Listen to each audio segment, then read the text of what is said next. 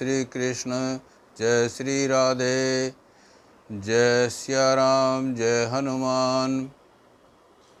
भगवान साकार रूप में क्यों आते हैं? भगवान संसार के अंदर मनुष्य रूप में या किसी भी और रूप में अवतार लेकर के भक्तों का उद्धार करने के लिए, धर्म की स्थापना के लिए इस संसार में आते हैं। गीता के अंदर भी श्लोक हैं, यदा यदा ही धर्मस्य ग्लानिर्भवति भारत अभ्युत्थानम् अधर्मस्य तदात्मानं सृजाम्यहम् परित्राणाय साधूनां विनाशाय च दुष्कृतां धर्म संस्थापनार्थाय संभवामि युगे युगे। रामचरितमानस में भी ये चौपाई है, जब जब होए धर्म की हानि, जब जब होए धर्म की हानि, बाढ़ई असुर अधम अभिमानी, अधम अभिमानी, कराई अनीति, कराई अनीति, कराई अनीति, जाय नहीं बरणी, कराई अनीति, जाय नहीं बरणी, सीधै विप्र धेनु सुर धरणी, धेनु सुर धरणी,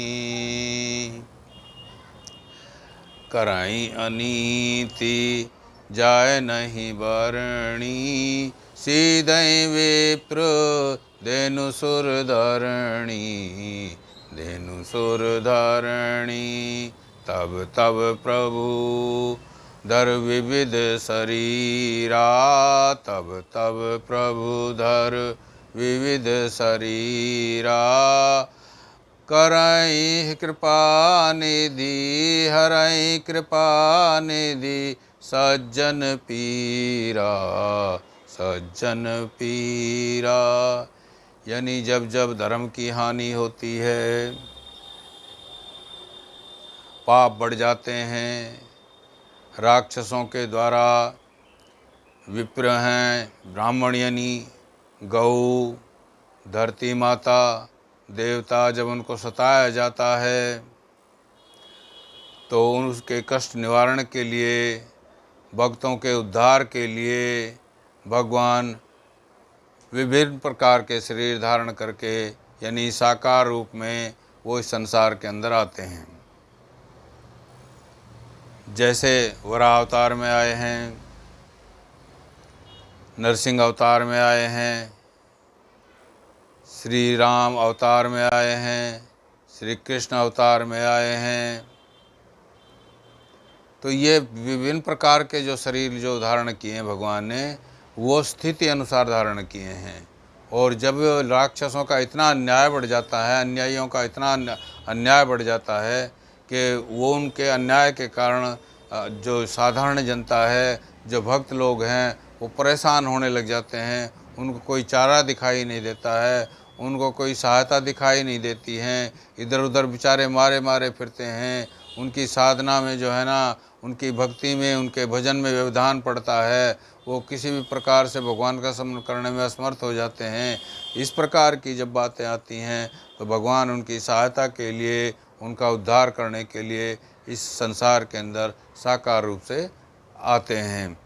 इसी प्रकार से जब राक्षस लोग जो है ना, ये अन्याय तो करते ही हैं, उसके अलावा सुरों को, जो सुर होते हैं यानी देवता होते हैं, धरती माता होती है, इसके ऊपर भी वो जो है ना पाप करते हैं। और गौ माता है, उसको भी सताते हैं। तो ब्राह्मण हैं, उनको भी सताते हैं, साधु लोग हैं, उनको भी सताते हैं। तो इन सबको जब वो मतलब इतना कष्ट पहुंचाते हैं तो भगवान के अलावा कोई आसरा रहता नहीं है।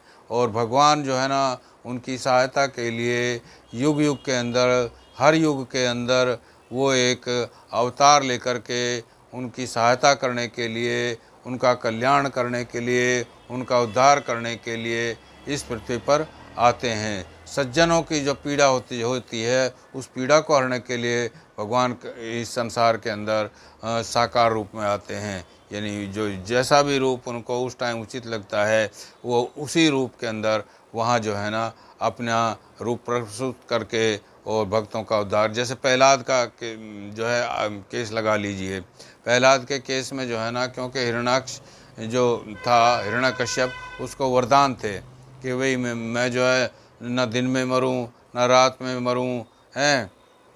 तो इस प्रकार से जब जो है ना मनुष्य मरूं, तो मतलब जो है ना जो, क्योंकि उसने वरदान इस टाइप के पा रखे थे, तो जब ऐसे वरदान थे तो भगवान ने सोचा कि भाई अब मुझे क्या करना चाहिए। तो उन्होंने एक विशेष अवतार लिया है नरसिंह का अवतार जो लिया, यानी शीश जो है वो तो सिंह का हो गया और नीचे से शरीर जो है ना वो मनुष्य का हो गया।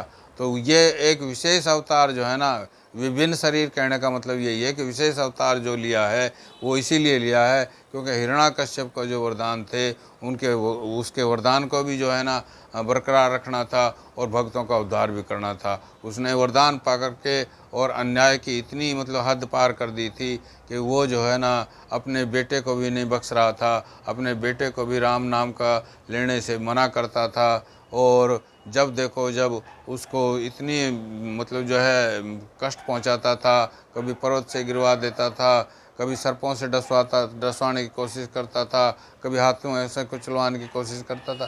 तो ये सारी चीज़ें जो है ना करने के बाद भी भगवान ने वैसे अपनी तरफ से उस प्रहलाद की जो है ना काफ़ी रक्षा की है, क्योंकि जो भी उन्होंने कष्ट दिए हैं वो कष्ट बड़े आराम से उस प्रहलाद ने भक्त ने सहन कर लिए, इतनी शक्ति उसको दी। लेकिन फिर भी जब उनका इतने हद हो गई तो उनका अंत तो करना ही था। और उस टाइम जो हिरण्याकश्यप था उसका अंत करने के लिए उन्होंने नरसिंह अवतार लिया था। और ऐसे ही जब पृथ्वी जो है ना रसातल में चली गई थी, जो हिरण्याक्ष जो है ना उसको रसातल में ले गया था, तो उससे पृथ्वी को लाने के लिए उन्होंने वराह का अवतार लिया था। तो ये विविध शरीर जो है ना वो इसीलिए जो है भगवान ने अपने साकार रूप में लिए हैं, इसीलिए संसार के अंदर इस प्रकार के शरीर वो लेकर के आए हैं। राम अवतार में तो उन्होंने जो है ना साधुओं का जो है ना वन के अंदर जा कर के जो है ना उनकी जो हड्डियां देखी, ढेर देखे, उन सब को देख करके जब उनका मन ऐसा विचलित हो गया तो तब उन्होंने राक्षसों का अंत किया है। तो क्योंकि वो लोग जो है ना जो राक्षस थे, ना तो उनको जो है ना यज्ञ करने देते थे, ना उनको कोई साधना करने देते थे, और इस प्रकार से इतना परेशान करते थे। तो राम अवतार इसीलिए हुआ था। भिलनी जो भक्त थी, जो इतने समय से उनका जो है इंतजार कर रही थी, प्रतीक्षा कर रही थी, उसको दर्शन देने के लिए जो है ना भगवान ने अवतार लिया। तो ये इस प्रकार से भगवान श्री कृष्ण का भी यही है कि भगवान कृष्ण ने भी जो है ना अन्यायियों का, कंस वगैरह का, जो इतने अत्याचारी थे जिन्होंने अपने भांजों को भी जो है ना पटक पटक के मारा है, तो इतना अन्याय होने के बाद जो है ना भगवान श्री कृष्ण ने भी जो है ना इसी लिए जो अवतार लिया है। और जो है उनका अंत जो किया है वो इस प्रकार से किया है कि पलक झपकते ही जो है ना ऊपर से कूद कर उनकी जो है ना छाती के ऊपर बैठ करके और उनका अंत कर दिया। तो इस प्रकार से जो है ना ये अलग अलग जो साकार रूप में भगवान आए हैं वो सिर्फ भक्तों का कल्याण करने के लिए आए हैं और धर्म की स्थापना, क्योंकि अधर्म बढ़ गया था, अधर्म की ख़त्म करने के लिए, पुनः धर्म की स्थापना के लिए वो भगवान साकार रूप में आते हैं।